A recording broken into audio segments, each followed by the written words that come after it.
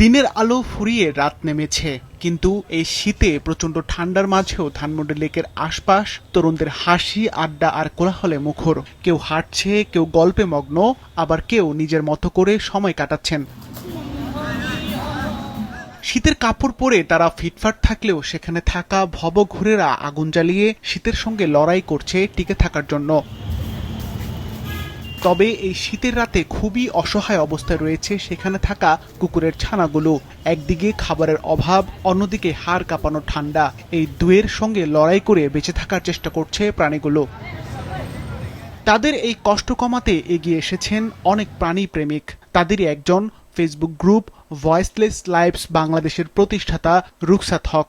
শীতের তীব্রতা থেকে কুকুর ছানাগুলোকে বাঁচাতে নিজ হাতে এদের পরিয়ে দিয়েছেন গরম পোশাক। ভাইরাস সহ বিভিন্ন রোগ থেকে রক্ষায় চিকিৎসার ব্যবস্থা করেন তিনি। শুধু তাই নয়, রাতের হিমেল বাতাস থেকে কুকুর ছানাগুলোকে বাঁচাতে তৈরি করে দিয়েছেন ছোট্ট আশ্রয় ঘর।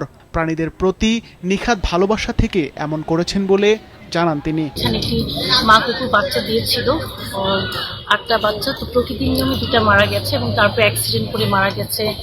এবং এখানে একটা ভাইরাস হয়েছে শীতের সময়, সাধারণত পাপিদের মানে কুকুর ছানাদের হয়ে থাকে, তার নাম পার্ভো ভাইরাস। এটা খুবই ডেডলি ভাইরাস। এটা মানে ভয়ঙ্কর ছোঁয়াছুঁই, একটার হলে বাকিগুলো মরতে থাকে। তো সেটা একটা চিকিৎসা আছে, সেই চিকিৎসাটা আমরা লেকের এখানেই ওদেরকে রেখে করছি এবং এখানে ঘর বানিয়ে দিয়েছি। ঘর হয়েছে, এখানে তোষক বানিয়ে দিয়েছে, ওদের কাপড় চোপড় করে দিয়েছি যাতে ওরা শীতের থেকে প্রোটেকশনটা পায়। আর এখানেই আমরা চিকিৎসাটা চালাচ্ছি। এখন পর্যন্ত বেঁচে আছে বেশ কয়েকটা কুকুরই। এরা কিন্তু মানে প্রকৃতির একটা অংশ, এটা অস্বীকার করার কিছু নেই। বোবা প্রাণী, অবলা প্রাণীদের জন্য কিন্তু মানুষকে করতে হয়। এমন কাজে তার পাশে দাঁড়িয়েছে পথ শিশুরাও। নিজেরা ঠিকমতো খাবার না পেলেও কুকুরছানাগুলোর জন্য ভাত রান্না করতে দেখা যায় তাদের। তীব্র শীতের মাঝে অবলা প্রাণী বাঁচিয়ে রাখার এমন উদ্যোগ মানবিকতার এক উজ্জ্বল দৃষ্টান্ত। তবে আর্থিক সহযোগিতা পেলে এমন কর্মকাণ্ডের প্রসার ঘটবে বলে মনে করেন পশুপ্রেমীরা।